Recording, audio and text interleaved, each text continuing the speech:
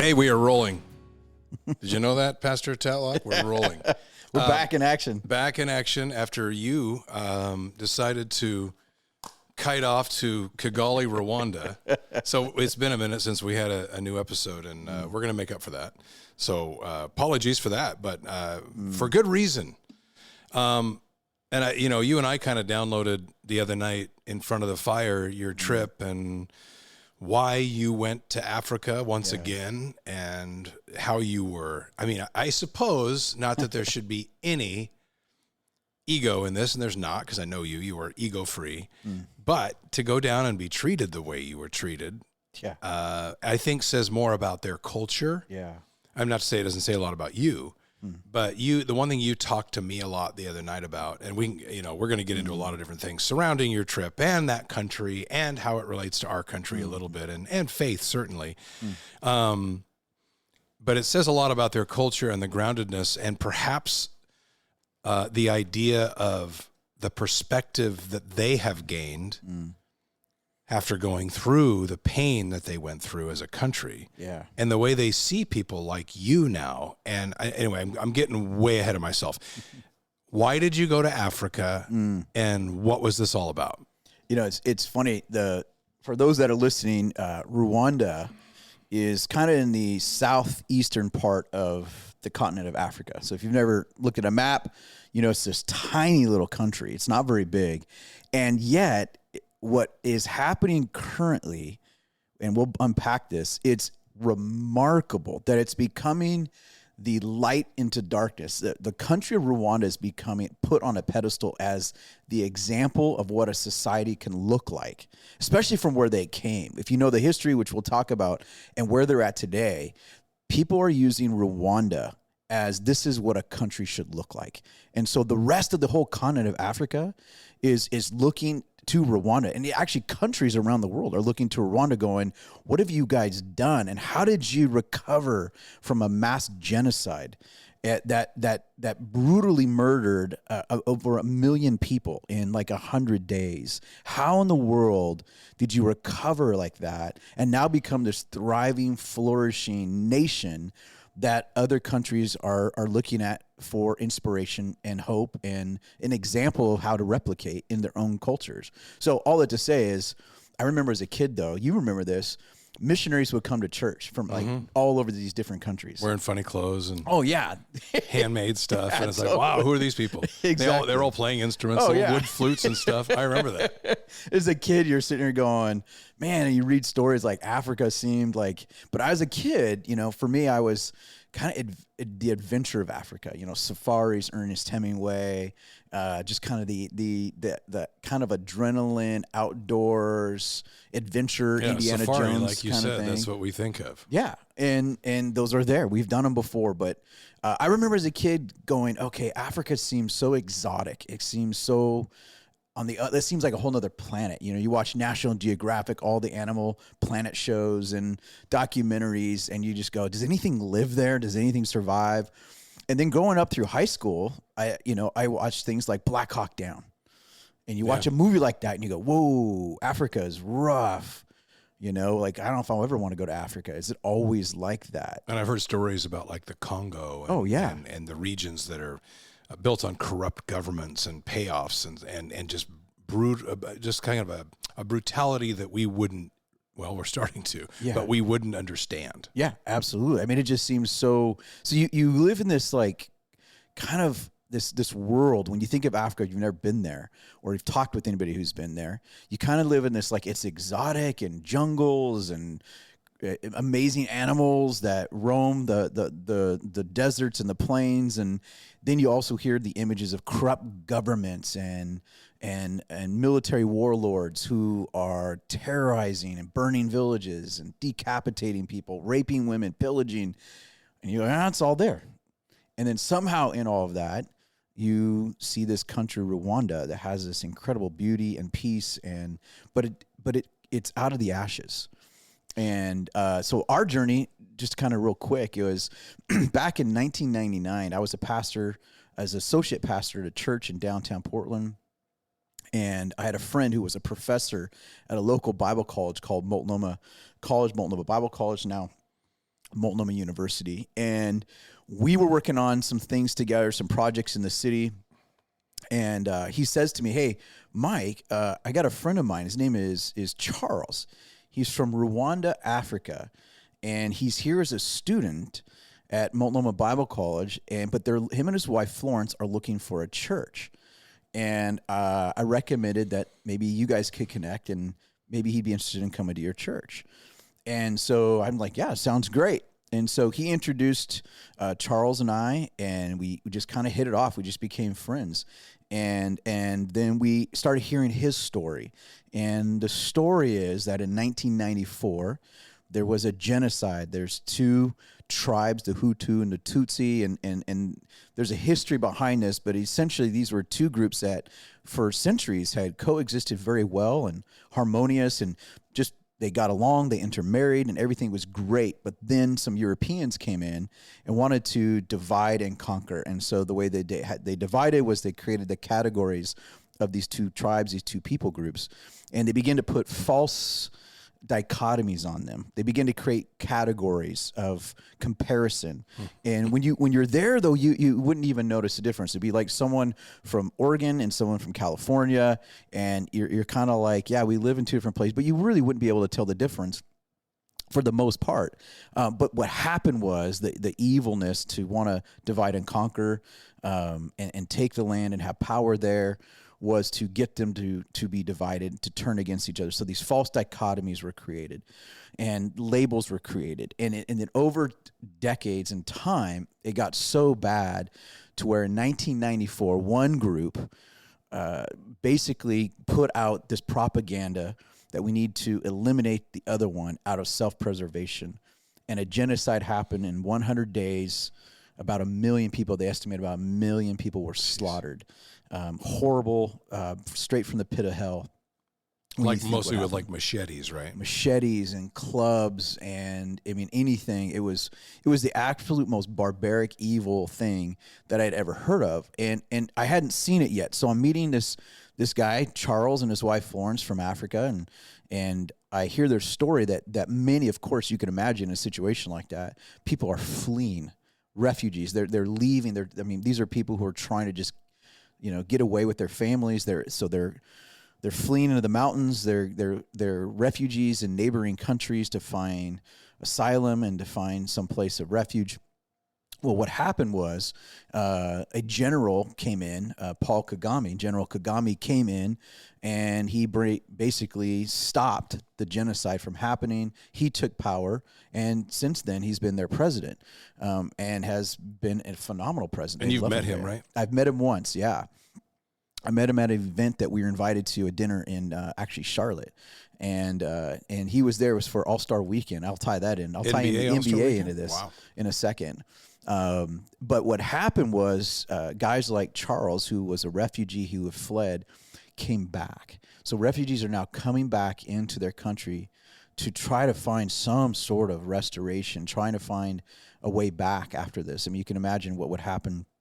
I mean, it was so barbaric and horrible that because they intermarried, and then they were demonically influenced through this propaganda to take out the other people group, which meant killing people in your family. They intermarried. So now you have family members brutally murdering those that are in their family, nieces or nephews or sisters or cousins or whatever. It was just absolutely horrible what happened. So now people are coming back. So Charles comes back, and here's a man that God put on his heart a vision to bring some sort of restoration back into this country. And well, you can imagine under a situation like this, it just left the country with orphans, because people were murdered and parents were killed. It was just orphans everywhere. So what he did was, out of his own pocket, he used his own money, which he barely had any to start with. He started saying, I'm going to take care of these children. I'm going to pay for them to get food. I'm going to pay for them to get an education. And so God had planted on his heart a vision for creating a ministry that can sponsor children, these orphans, so that they can have a place to be taken care of and get medicine, to get health care, education, to get food. And because of his faith, he felt that God called him to this big vision. So he started back in 1999 with a vision, sponsoring 2 kids out of his own pocket. And to this date, there's now 10,000 kids sponsored because of his vision. We just celebrated that when we were there and visiting a lot of our kids. You have a sponsored kid, and 2. you've had 2 of them. And it's been fun to visit children over there and see the new life they have. But so back to 1999, 2000, Pastor Charles now and his wife Florence became dear friends. They were starting this organization and the vision to bring hope to a country that had been completely burnt down by genocide. And he started an organization called African New Life Ministries. And it was the very beginning of this, the origin of this. I remember sitting with our small group in a living room, and he's sharing this vision with us. And there was a handful of us in a living room and talking about, okay, let's pool our money. And everybody's like empty, like literally like emptying their pockets, whatever pocket change or cash we had on us. And we put it in this, he had a little African woven basket that he put on the coffee table, and everybody started, whatever money we had, we put into that basket and said, here you go, take it and do what you can with that. It's powerful symbolically too. It is. And and God's favor has been on him. I mean, just most amazing man and woman of God that you'll ever meet, and just a dear friend. And so that's the history. So I learned about Rwanda. I didn't know anything until I met him. I mean, I heard some things on the news back in the day, sort of, but over here, I'm like, I don't really understand what that is. I was like 2 years out of college or something. You've told me stuff, and I've gone, how did I not know this? Yeah. How did I didn't hear about this? Well, what happened was this is where a little bit. But. This is the tie-in. So back in '94, I graduated high school in '92, so I was in college. I'm living the college life. You're kind of like, I'm not thinking of world events, but I do remember the story of Black Hawk Down. Sure. Well, that was prior to what happened in Rwanda. So when the genocide happened in Rwanda, of course, they were reaching out for global help. No one came to the rescue. No one came to the rescue. And there were Belgian troops actually in the nation at the time that were given stand-down orders that could have prevented it. But everybody was afraid of repeating the disaster that happened in the movie Black Hawk Down. And so the U.S., European countries said, we're not touching this. This is a dispute amongst the tribals, and they have to resolve this on their own. And so it's really sad and tragic that the global stage didn't really take notice of this and want to do anything about it. It was sort of ignored. Nobody wanted accountability to get their hands dirty and get involved in that. So that's why for a lot of us in the West, we may have sort of heard about it, but not really. Most people and you don't may have know. mentioned this, but it was basically Uganda and Rwanda. It was Rwanda. Okay. That the genocide happened, but the refugees fled to Uganda. Okay. And Uganda was kind of a refuge place. And so it wasn't a war between two countries. No, it was between two people groups, the Hutu and the Tutsi. Gotcha. That are native to Rwanda. Gotcha. So like Pastor Charles fled to Uganda, basically found asylum there until he could return back. And so we were always, through the early 2000s, developing a really deep friendship with Pastor Charles and his wife Florence. We were always hearing like, oh, someday we're going to go. Someday we're going to go. Just to hear what had happened. Well, in 2005, we're now at Grace Chapel Church, our first year there. And the opportunity came up to take a team of people, probably I think there was maybe 20 of us, that went in 2005 to Rwanda. It was one of the first teams that went from a church kind of our size. And when you think about it, 1995 or 2005 is when we did that trip. The genocide happened in 94. So this is only 11 years. Mm-hmm. So our first trip in 2005 was incredible. I mean, just eye-opening. I remember standing with Pastor Charles. They take you to the genocide memorial sites, and you're literally standing over the dead bodies. I mean, at that time, what had happened was, this is how demonic and tragic, because I asked Pastor Charles, I said, how does this happen? How, I don't understand. I get human depravity. The Bible talks about human depravity and sinfulness. You read stories in history books, things that happen under Hitler, things that happen in other countries where there's been genocide, and you go, I don't understand how this can happen. And I'm watching videos of people with machetes. I'm watching videos showing people hacking other people to death. And I'm watching something like this. Never been exposed to anything like this in my life. And I'm going, and I asked him, I said, how does a society get here? And he says, it's 100% demonic. And it's only something that, yes, there's human depravity, but human depravity that's fueled by demonic lies and influence. And here's the thing that's fascinating. I'll just interject this here. If you take, experts would say, they call it the stages of genocide. You know, you start stage 1, and then you end up in a place where people are actually murdering other people. Like, there's stages. It doesn't happen. You don't go from 1 to, and they say there's maybe 6 or 7 stages. You take those stages and you lay that over the United States right now, we're headed in that same direction. You've sent me that. I think what you sent me was 10 stages. Yeah. And and we're at like 6 or 7 right now. At least. Yes. And I can even, this is fascinating. So one of the stages is you have to dehumanize the other people group. Because part of this whole thing is the desensitizing of your volitional morality bearing. You have to desensitize that. And you have to do a couple things. In the stages of genocide, you have to dehumanize the other person. You have to actually get them to a point where you don't see them as human. And it's in subtle ways and it's in very graphic ways. But one of the tools that Satan uses in dehumanizing people is you begin to call them names that are not human. You refer to a cop as a pig. Over there, they referred to them as cockroaches. Those cockroaches. And that was a phrase, those cockroaches. In anybody in Rwandan culture, that word it's a strong word because it brings so much like evil history to mind, how that word was used to dehumanize another people group. What's fascinating is I was listening to a TV program here in the United States. A bunch of progressive, liberal women were complaining, a TV show where they were on a panel and they were talking about conservative Christian women.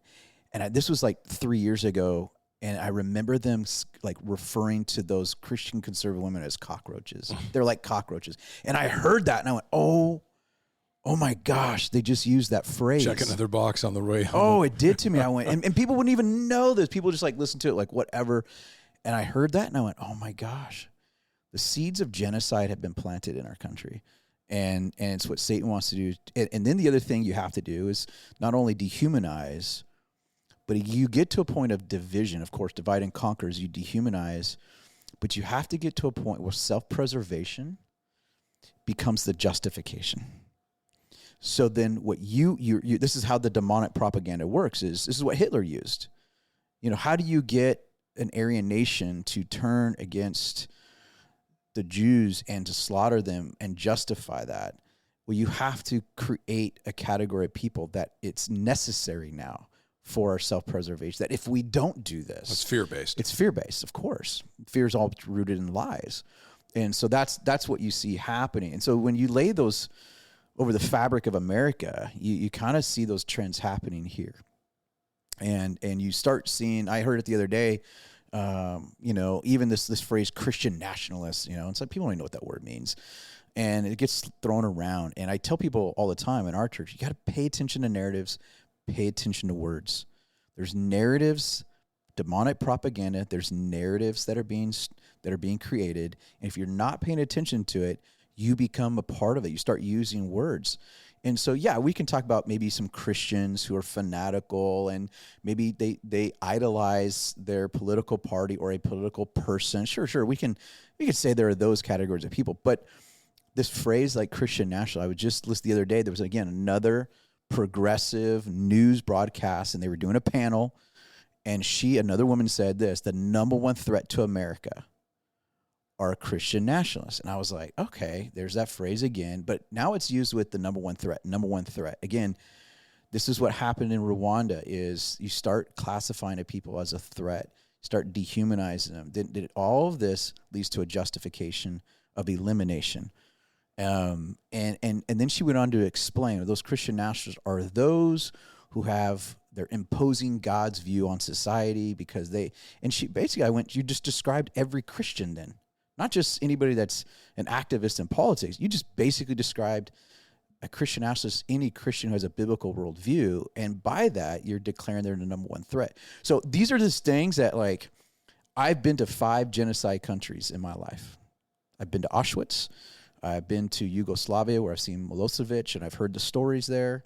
I've been to Guatemala had a genocide. I was down there for a while, and in Rwanda, and I've become very sensitive to genocidal tendencies and narratives.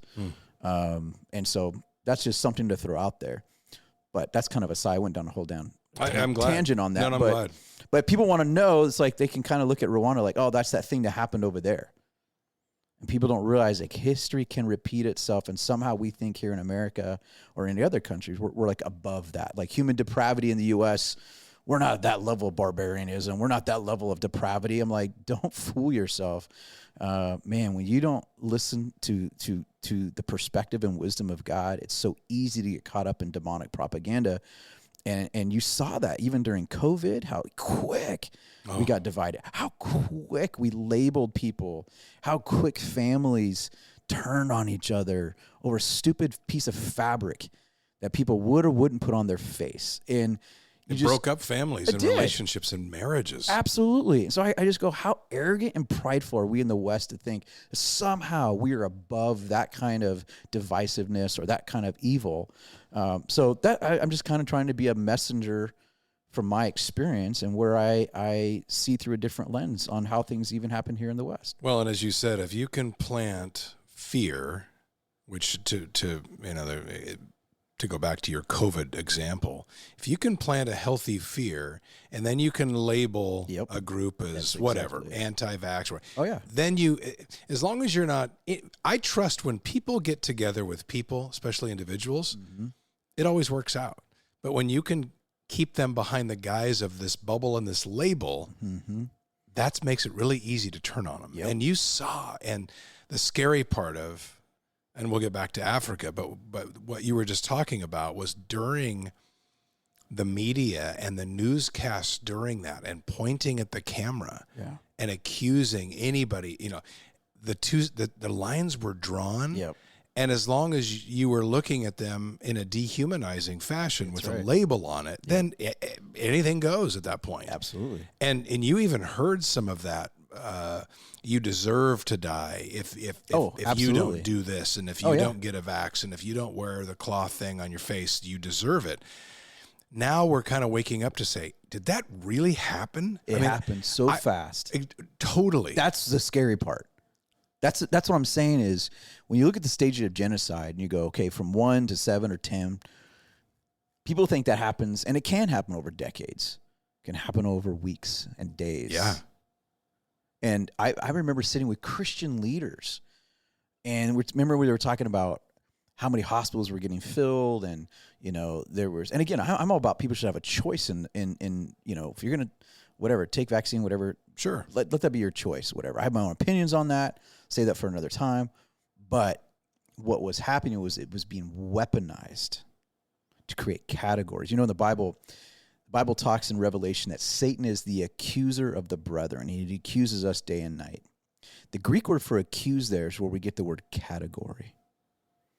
And so what Satan loves to do is he creates categories, and he uses accusation as a way to create categories of people, to twist and to turn them on each other.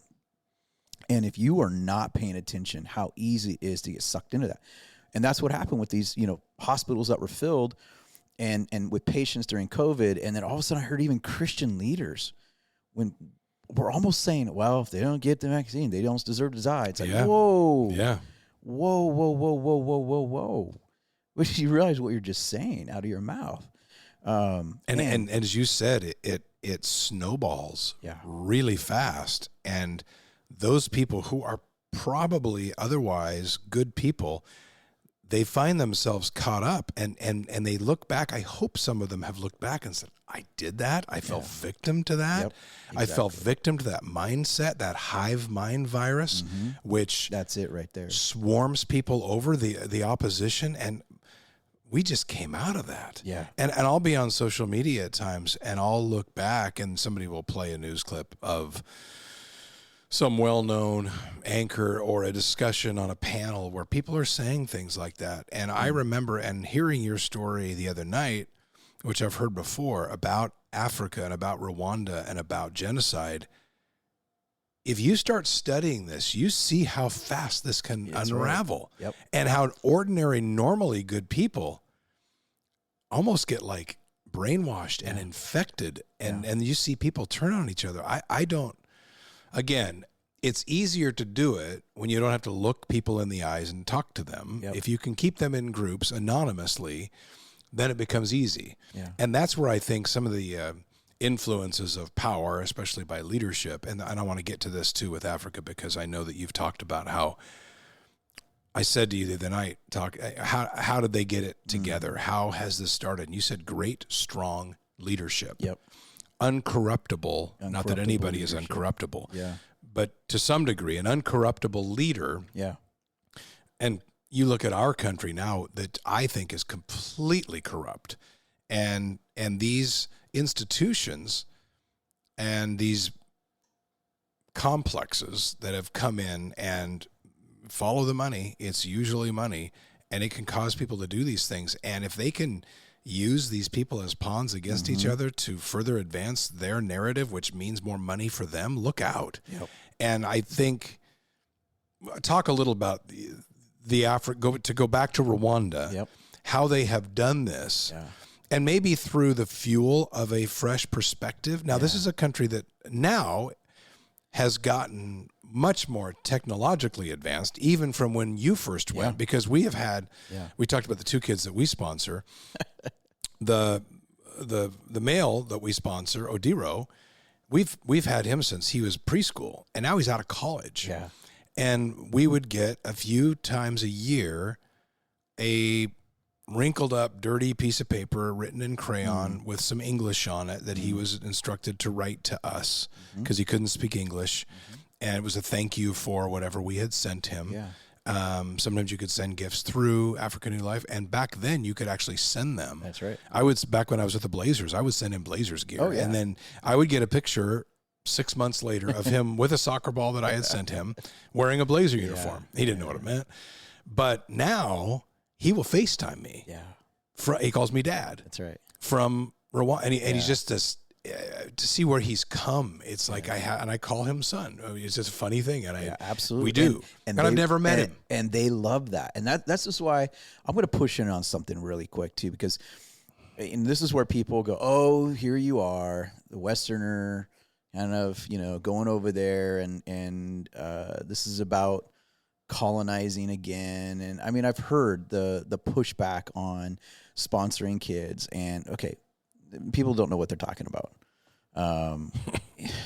You just don't know what you're talking about. It's something I'm, really passionate to speak to. Go over there as many times as you have and then say that. Absolutely. And the reality is that the way the sponsorship works is when a child gets sponsored, they get an education. Education is what's changing the country.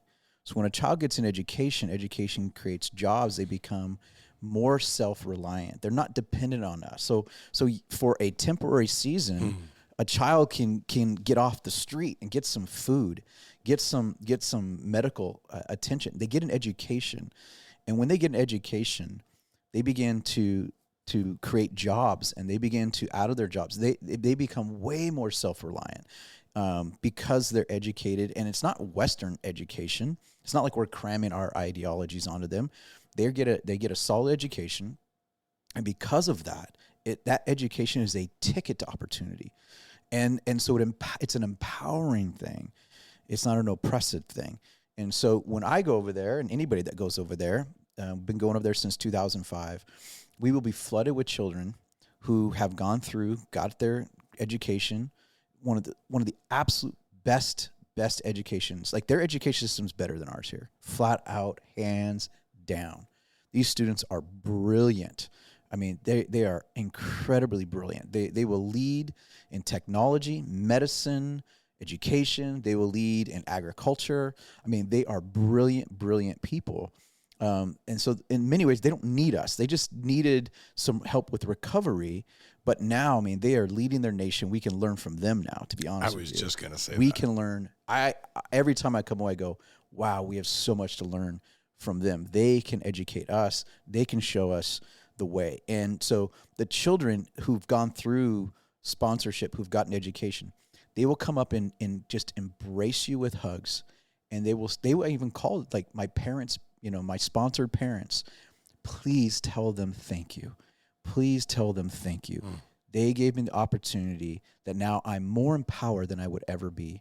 It's opened up doors for me to dream. So one of the things that under African New Life banner, we have a saying, let every child dream. Let every child dream. And so every time we meet with a sponsored kid, I've done this hundreds of times. Here's how the conversation goes. You sit down with a kid, they can be young child, middle school, high school, college. This is the question. What's your dream? What's your dream? And they just get this sparkle in their eye. They get a smile. And I just had this. We just sat down with our sponsored kid, a table of, we sat down at one of the schools with about 10 other students who are just excelling in education. And we went one by one. And all we did was say, what's your dream? What's your dream? And this is what you'll hear. I'm going to be a doctor. I'm going to be an architect. I'm going to be an educator. I'm going to be a lawyer. I'm going to be an attorney. I mean, they are shooting for the moon, and they are accomplishing it. It is unbelievable what we're seeing happening there, and just brilliant, beautiful, and they're so grateful. And so for everybody that sponsors, you are literally helping empower a nation, and they could not be more grateful. Tell me about President Kagame, and you talk about leadership and talk about the circumstance in which you met him, that you were going to go back to at NBA All-Star it's Weekend. interesting because when you have a genocide, the first thing you think is survival. How do you repair a country? And I'll talk about one of the most incredible experiences I ever saw there, with a perpetrator and victim and sitting side by side. I'll get to that. But so President Kagame was the general that came in and he brought peace. He restored the country. Well, he instilled it's a democratic country, so it is by vote, but nobody runs against him, not because of his power, not because of intimidation, because it's going so great. Everybody loves him. Like wherever you go around the country, everybody just loves him as a president, his leadership. He works with John Maxwell Leadership. If anybody knows John Maxwell, he's a leader here in the United States, the Maxwell Foundation. He's a believer. John Maxwell's a strong believer, has some of the best leadership principles. And President Kagame partners with the Maxwell Foundation. And so throughout the country, they instill these principles, which, by the way, they don't have scripture verses to these leadership principles, but they're all faith-based type principles of scripture, which comes to my point is that the country is ran by a leadership value system that's rooted in the Bible. President Kagame himself is, I would say, is a believer. He's Anglican, so he's very, very pro the faith. He's pro the significant role that churches can contribute to in a society. He sees churches as an ally and an asset to the rebuilding and the infrastructure of a nation for what they bring, the spiritual part. If you look at Africa New Life, I mean, we got multiple schools, churches, a hospital, clinics, a university. I mean, it's just amazing what's all happening under the umbrella of African New Life Ministries. And so when Kagame sees organizations that are productive and good for the country, he's like, let's see more of that. So his governing policies are all about empowering good principles. And at the same time, he's very anti-corruption. They like I said, we're coming up on this summer's year 30 of the genocide. And so it's still fresh. And they know that. And so it's served as an inspiration of what not to become. I think countries need inspiration of what to become. They also need inspiration of what not to become. It reminds me of when our founding fathers came from the oppression of British rule. And that served fresh in their minds when they scripted and penned our founding documents, because they knew it kind of reminded me of Rwanda a little bit, of where they're like, hey, this could go south fast under tyranny. It's a fresh perspective. People today have no clue, no appreciation for our founding documents and what that means. They burn them today. They burn it today. And people don't even realize like in the backdrop of tyranny and our founding fathers. So Rwanda is very similar in that they look back and they go, whoa, we don't want to become that. So we need some steering values and principles. And boy, they guard them. They guard them with integrity. They guard it with character. And the laws they put in place are very intentional to protect, but also to keep flourishing principles and organizations going. They love capitalism. They love things that are businesses that are thriving. They love schools that are thriving. So I feel like they have found a healthy balance of what government support, government assistance looks like. I'll give you some examples of some things they do as a government. Twice a month, this is crazy, twice a month, and this would totally never fly here, but we got up on a Sunday morning. I'm on my way to preach at a church, and the service starts at 9, and they pick me up, and they tell me on the way there, hey, just as a reminder that twice a month on a Sunday morning, they shut the roads down until 10 a.m. so that they limit traffic to encourage people to walk, because they think, hey, better health is good for you. So twice a month, get out and do some exercise. Like, that would never happen here. But like, you look at the obesity of America and you go, wow, okay, maybe there's some things to that. Once a month, this is crazy. Once a month, the whole country has a day where everybody's required to clean their own village, clean up, pick up garbage. This is why Rwanda, it's considered the cleanest city in all of Africa. It's cleaner than Portland. It's Kigali. This is Kigali, the capital city of Rwanda. When you drive around the city, it is literally like you could eat off the sidewalk. It's the bizarrest thing. Pride too. Well, that's the thing, is they have this, nationalism is seen as a bad thing here, and it can be, but over there, it's a sense of a healthy pride. It's self-respect. It's I'm not expecting the government to come in and clean my street or clean around my house, and I'm just going to throw garbage everywhere. And you see that. You see that sort of political ideology that creates this, when the government does everything for you, nobody takes responsibility, then that's what you end up with, is you end up with sewage in the street, and you end up with that kind of and the worse you make it, and the dirtier you make it. Yeah.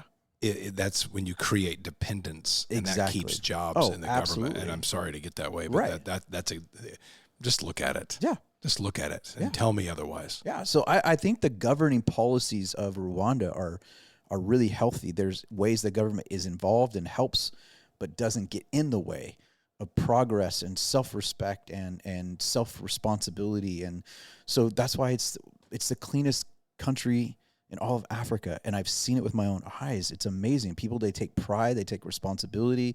There's ownership. They hold each other accountable. There's a ton of accountability, which we don't have in our country at all. Zero accountability. That's why we have so much rampant corruption and greed. So anyways, I can talk politics, but that's not politics. No, well, it's good policing. Yes. From a standpoint of good leadership. But I'm saying, when you're talking about national pride and accountability, that is not political. No, it's what it should be. And I get tired of people using that phrase, politics, and saying where you can discuss that and where you can't.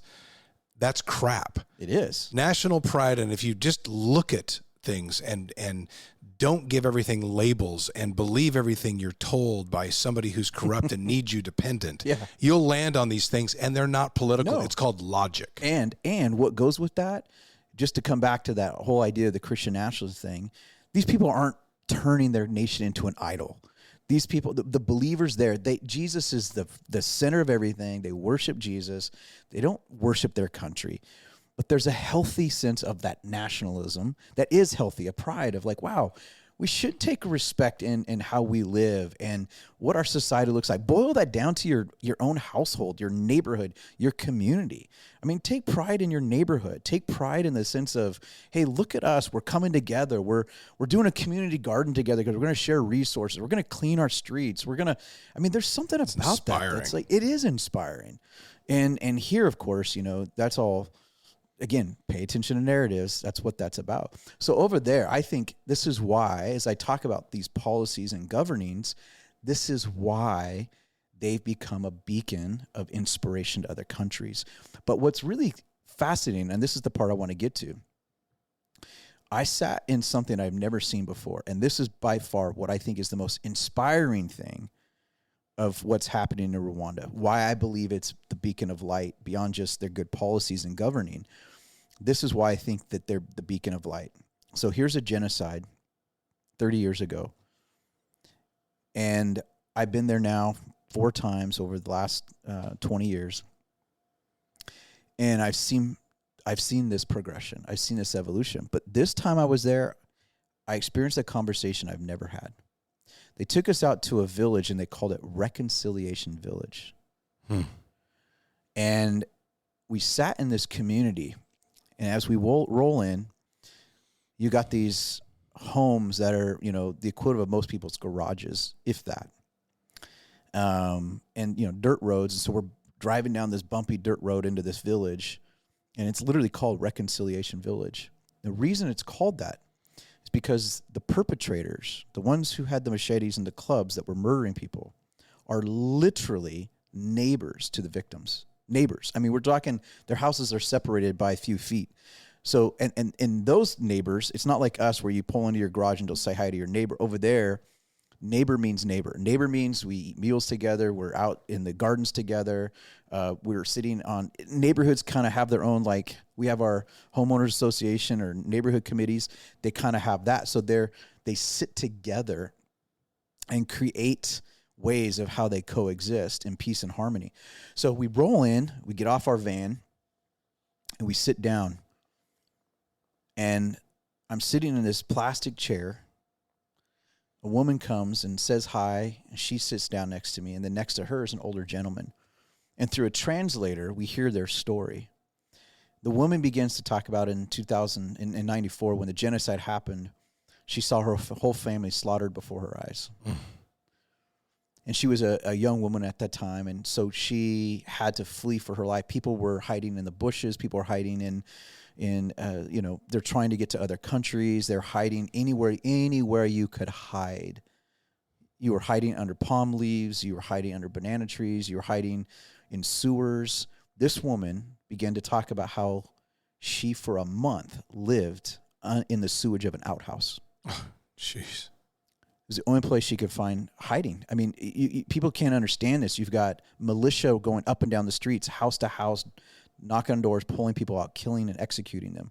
One of the most grotesque things they did was they told people, run to the churches and you'll be safe. And so the people by the hundreds ran into these churches and became fish in a barrel. And they just opened up. They used rifles as well, too, slaughtered them, raped the women. It was absolutely horrible. And so here's this poor woman who's hiding in sewage, hiding in an outhouse, coming out under the cloak of darkness at night to try to find some food and water, and then going back down. And this went on for about a month. And then she was able to kind of get away. So here she is, a survivor of the genocide. Now, sitting next to her was a man. And as he began to talk through the interpreter, he told his story that he was responsible for the murders. Of her family? Of those in her community, in her village. And so he's the one, and he went to prison for it. He did some time. Then he was released.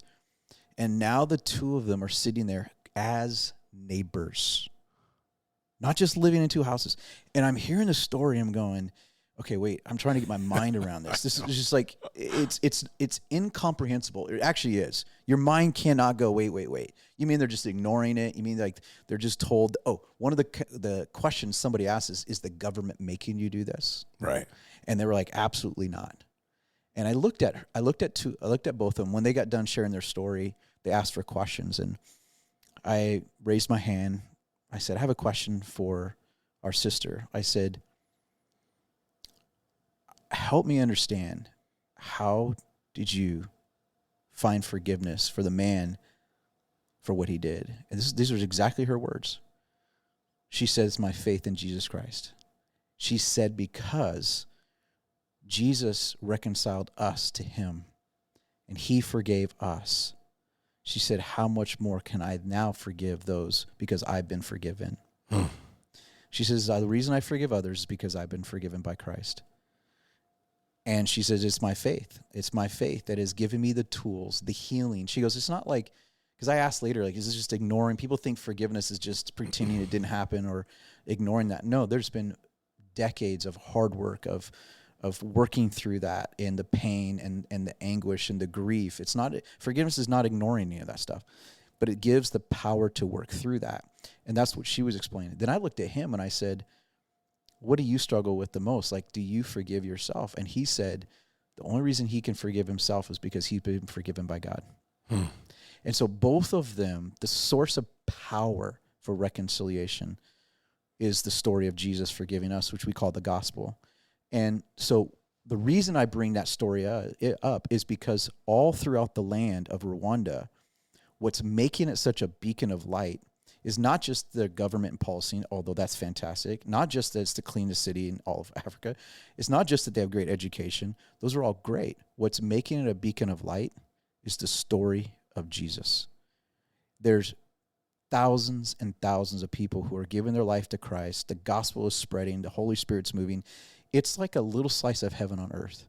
When you go there, the people are just oozing out of them the life of Jesus. It's a supernatural. So I tell people, I go, if you ever go there, you're not just going to another country in Africa. You're literally tasting what heaven on earth is like. And so it has this very supernatural hope that is filling people's hearts. There's a joy that's there. I've never seen so much joy. I tell people all the time, it's my second favorite place on the world, if not my first. I miss it already. I want to go back in a month or so. It's like a home away from home. It's like there's a joy there. There's a peace there. There's a hope there. All of that. It's like, gosh, we need that like a IV infusion into our country. There's people there that are just living with so much faith and hope and joy, and it's all supernatural. It comes from what God is doing there. So at the very center of the beacon of light is Jesus in that country, and it's spreading like crazy. The message of Jesus is spreading. Wherever you go, people are so open to the gospel. It's a beautiful place. Interesting, and not. I want to get back to. Oh, and let me ask you first. I was thinking about this a minute ago. You spoke there, what, 4 or 5 times? This last time? Yes. I think it was like 6 or 7. Yeah, there was a conference. Are any of those available? They're all online. Yeah, if you. Because I haven't even seen them. I want to see what you said down there. Because I saw a couple video clips. Looks like you were dishing it, and they were. I love African culture. I did. It's I can't dance like they dance, but when you go to church there, and they worship and they dance and they celebrate, there's a culture of life. It's just it's amazing. So you have a translator when you're preaching? Sometimes, yeah. I think out of those 7 messages, there was 4 were translated, 3 were not. And it's such a beautiful. Kinyarwanda is the language. It's a beautiful language. But what's great too is under African New Life Ministries, which we've been supporters of that, partners with that. Recently, I just was asked to be on their board. Just amazing leadership all across the whole organization, and they have a church there. In the city of Kigali called New Life Bible Church. So if you go to YouTube and you type in New Life Bible Church, you'll see all the messages and everything's posted on there. But man, every time I go there, I feel like it's a slice of heaven. It's a place where I get refreshed, I get recharged, I get re-inspired. I wish I could take it back in a bottle and just pass it out to everybody. It's funny how human nature, I've heard people say not, and this sounds rough, but I've heard people say, well, we need another 9/11. We need something to unify us. Yeah. It's funny about how humans are naturally and maybe even instinctively after tragedy or after the perspective that is gained through massive tragedy and crisis oftentimes births a return to logic. Yeah. If nothing else, and a return to pride. And, you remember, and people that are really young, probably, and it's been long enough now, it seems like yesterday for us, people our age, 9/11, and just the national pride that came out of a horrific situation. And, I mean, even like I've heard people say that people from L.A., American flags on every car in LA. Yeah, I remember that. And now you look at that and some people say, oh, gross, that's an offensive. No, the pride that was shown in that reminds me of what you're talking about a little bit, in a country that had come through what it had come through, and to watch them. So we say that it can quickly turn really awful. Well, it doesn't take generations to turn back the other way either. Right. And so the inspiring story of Rwanda, I think, is something that we've seen some of that kind of thing here. You know, and then to relate it to, I mentioned logic a few times, and to relate it to Scripture a little bit, you know, we're in a time in this country of a loss of logic. Yeah. I don't think anybody would dispute that. And so I kind of was, for some reason, I fall upon certain words, and you know, in these days, 2 + 2 = 5, and teaching that basically to kids. Now that's symbolic, but it is. But if you look at John 1, okay, and we're going to get back to, I want to finish on the Africa thing, but I want to explain why I keep using logic. So, so John 1 says, in the beginning was the Word, okay, and the Word was with God, and the Word was God. Okay, break that down. The Greek word for word is logos. That's where we get logic. Yeah. So now read it this way. In the beginning, there was logic. So when you think of it as the Word becomes flesh, Jesus is the logic and is how God makes himself known. Yeah. So logic has translations around the world. I talk about the Greek word, but it also means reason, discourse, language. Logic is traditionally the study of laws of thought, or correct reasoning. Yep. Try that today. And usually is understood in terms of inferences or arguments. Yeah. So what you see in a country like, and I didn't plan to even talk about that, but I've been reading about that lately. But what I'm hearing from you in speaking about the fact that it's Rwanda, but it could be anywhere really, is when you get that fresh dose of perspective, what comes with it is a fresh dose of logic. Yep. And looking at it through a spiritual lens or a Christian lens, the Word is logic. Yeah.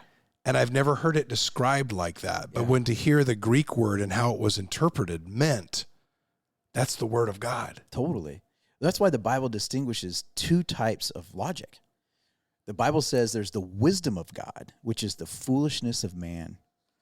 And not only that, but in the Bible, it also talks about there is godly wisdom and demonic wisdom.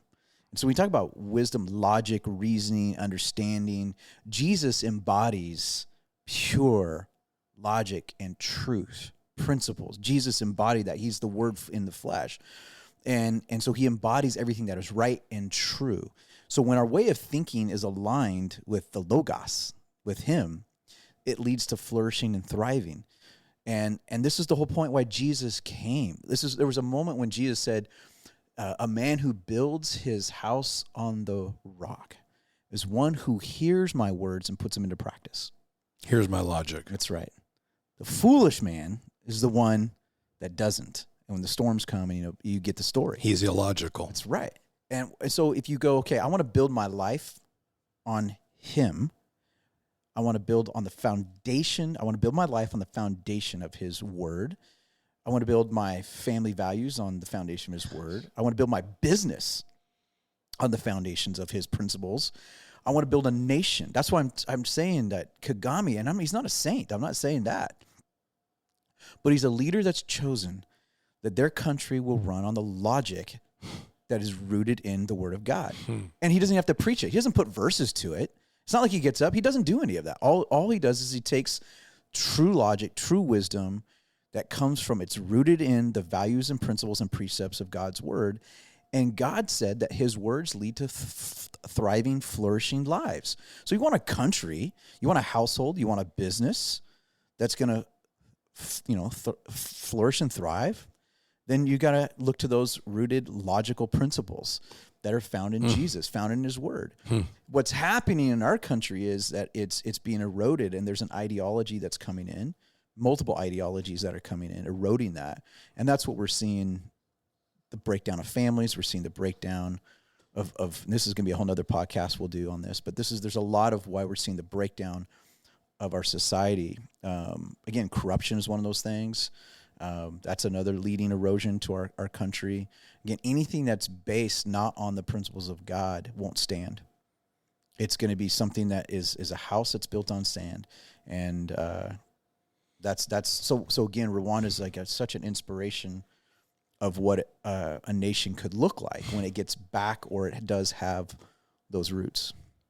Logical leadership, and again, I've thrown that word around lately, and just when I watch certain things in our society now, and I think to myself, that is illogical, but yet they're preaching it as if it's truth. And now to think of it in terms of the word, being logic. Yep. And maybe for some people you're listening to this thinking, dude, how did you not know that? But sometimes I will wake up to things and go, I didn't see it that way, or I didn't connect those words together. But it came up, and it really was this morning when I knew we were going to record today, and I wanted to talk about Africa. All of a sudden, I kept seeing several things about logic and things that are illogical. Yeah. And how they relate to how that country is run, and how a fresh approach to logic is so necessary. And then, then you say, well, logic. Well, I just put it in a way that describes the word of God being logic. And then I love how you relate it to the rock versus the sand. Yep, that's exact. It's funny, in Rwanda, again, so the history was they had the Tutsi and the Hutu were the two tribes, and then they were divided, polarized, turned against each other. Genocide happened. Today, you do not ask who is Tutsi and Hutu. You do not ask that. There's no labels anymore. Because here's the thing. They will tell you, I'm not Hutu, and I'm not Tutsi, I'm Rwandan. Right. They have found that they do not define themselves by those separate categories and classes anymore. They will tell you, I'm Rwandan, and we are unified under these new values and principles. And, that's inspiring. It's fascinating, because here's the other thing when it comes to like logic or illogic or God's wisdom versus the foolishness of the world. So I've asked multiple of my friends there, what advice would you give to Americans who are polarized with racial tensions? And, you know what they said? You're doing it wrong. I think it's pretty clear. It's exactly. They said the power is in forgiveness. What you as a country want to do, no one wants to forgive anybody. No one wants to forgive anybody. Everybody wants to be offended. Everybody wants to be offended.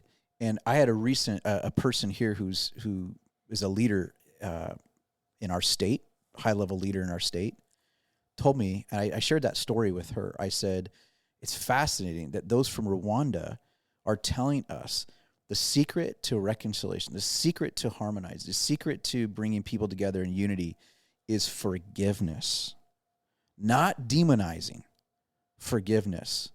And I told her this, and she said, I agree with that. She said, the problem is there's no money in forgiveness. Correct. There's no money in forgiveness. That's so true. So you have entities today, they're not interested in truly reconciling, coming together, forgiving. What they want is just, we're dividing because everybody just wants power, greed, control, and until we get brings to a money. point, and it comes back to the money thing. So until we come back to the right pure motives, and which I think, to be honest with you, I think that's where our only hope really is a move of God, just like in Rwanda, where it's a supernatural move of God that's changing people's hearts. There has to be that here in America. We need revival, and revival can do that. That's only something God can do, because I think it might sound cliche, but we need a miracle. And I don't think we can solve man problems with more man solutions. We need a godly solution to manly problems, and the solution to that is the gospel. It's repentant hearts turning back to God. Here we are going to Easter weekend, and the whole message is that God came to give life, and Jesus paid the price. He did it all, and it's available for everyone. But you have to repent and turn. You have to believe in him. And so I think we need a revival in our land. What will it take to get us there is a move of God. And sometimes a move of God through his Spirit, he also uses the shakings, to get people to realize You don't have control over things. You have to turn to God. You have to get humble enough. So Rwanda got broken enough that people started turning outside of themselves to God. We may have to get broken again more before we actually start realizing we need to humble ourselves. That's why the Bible says, if you want to seek healing in your land, humble yourself, seek God. We need a wave of humility across our nation. But that's not going to come until people are broken. And the country may have to get more broken before we see that level of humility. So those are just random thoughts. But no, I hear that a lot. So the other thing too, because I forgot to bring this up. So NBA, this is a funny thing. So if anybody's familiar with the NBA Pro Basketball League here in America, just like baseball, there's farm teams and AAA baseball. Well, in the NBA, we have what's called the G League, which are pro teams all across the country that serve to feed the pro teams and so forth. I think we have 2 G Leagues in this city. We have 2 G Leagues, yeah. Exactly. Sorry, go ahead. Exactly. That's funny. 2 G League teams, I mean. 2 G League teams. But the interesting thing is, it wasn't that long ago, just a handful of years ago, they decided to create a developmental NBA league in the continent of Africa. Wow. So this is like maybe 5 years old. It's really new. And they wanted to tap into development of international basketball. And so they created a handful of teams that play in the Africa League. And so it is part of the NBA. It's just like a developmental league.